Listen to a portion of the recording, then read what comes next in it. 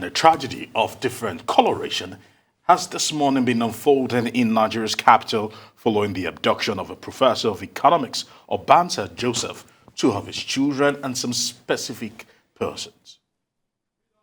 Now, let's bring in our eyes correspondent Amaka Okoye, who has been covering this story for us. Amaka, I want to say thank you for joining us today, and please run us through what has been happening. What happened yesterday, and give us the updates as of today.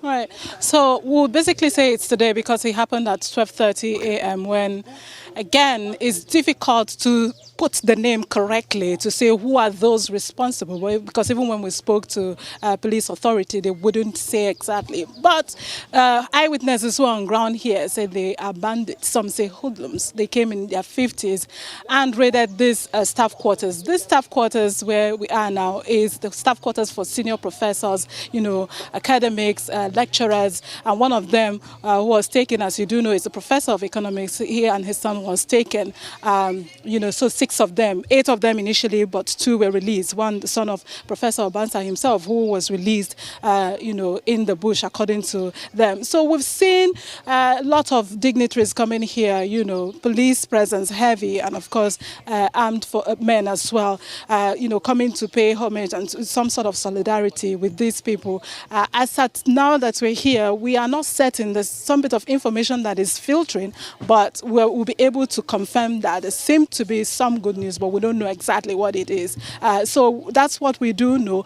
But particularly one of the key things which I think is the main issue is how the security situation is here in this staff quarters. Even when we came in, it was just an easy, entrance for us. If you saw some of the pictures and visuals that we've sent across, you would notice that most of the buildings are not fenced, and this place is just a very wide place. So anyone could come in from anywhere and go out from anywhere as well. You saw, I believe we have the visuals of where they entered from, a window where they shattered the window to get in. So the security situation obviously here needs to be, firmer than what it is, which is what the police authorities said to us when we asked him, this place is not safe. We've been speaking to some of the people and asking them, do you feel safe here? Even though they said they've had cases of, petty robbery attack, but not what they saw today when, the robbery or whatever, the attack happened for over an hour of sporadic shooting. So most people here as well are traumatized. So we're still following up. There seem to be some details, but we need to confirm it and, bring it to you as well.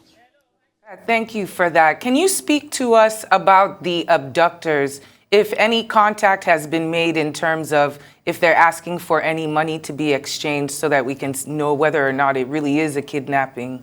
And also, can you speak to us about the situation, the mood of the people around? How is the campus? How are the people feeling right about now? Right. Typically, Hawa, let me begin from your first question. What would I expect would be that at some point, yes, there should be some information, some communication between the abductors and family members, or maybe school authority of those that they have abducted. As at when we had our first live crossing, that has not happened. But it would seem that something is already going on, which we cannot verify, but I'm sure we'll bring it up to speed with that. So we don't know, we don't have any information in that regard yet.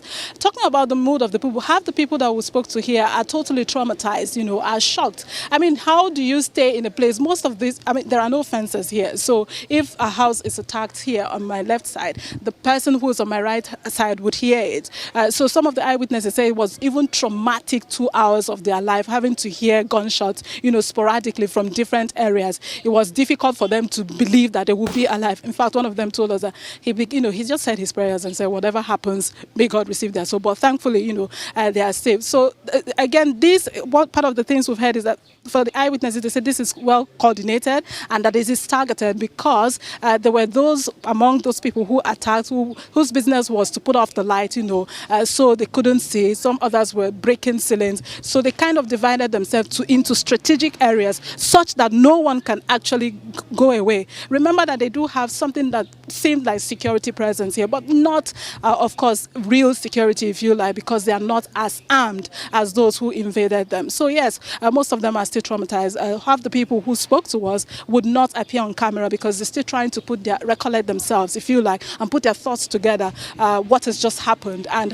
how safe is it for them moving forward, living here. I mean, we're talking about very senior people, by the way, yet this happened. So when we spoke to the Vice Chancellor, one of the questions was, how do you ensure that this does not happen in this place again? How do you make this place safe, for your colleagues? And again, he says that's the great lesson for them. That's what they're going to look into moving forward, that this does not happen. It shouldn't happen even in the first place, Hawa. All right, Amaka, from all your descriptions, I must say that the MO, the modus operandi that we've actually seen you explain about the movement and the tactics of these people almost mirrors what we've been seeing in the Northeast and in the Northwest in terms of those bandits. Now, my biggest fear is this. Please, you can tell us, because you've covered several of these incidences from the Northeast to the Northwest. Has this banditry, so to speak, has it trickled down to North Central at the moment? I mean, Aaron, I'm afraid to say just maybe that's what it is, because, you talked about the mode of operation. It's not different from what we've seen over time. I mean, from December of 2020 up until now, we know that 9 schools have been raided, attacked by bandits. And typically, this is what we see, they come in early hours and then they go away with these people. Yes, there were occasions where they came, broad daylight, like what we saw in Tegina. And of course, when it happened as well in Birnin Yauri in Kebbi. However, this is not different from what we've seen. They come with not 5 but we're talking about 10.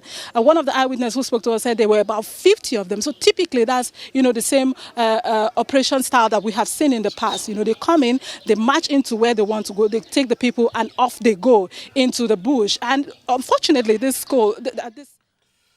Amaka Okoye, reporting live from Abuja. Thank you so much for that.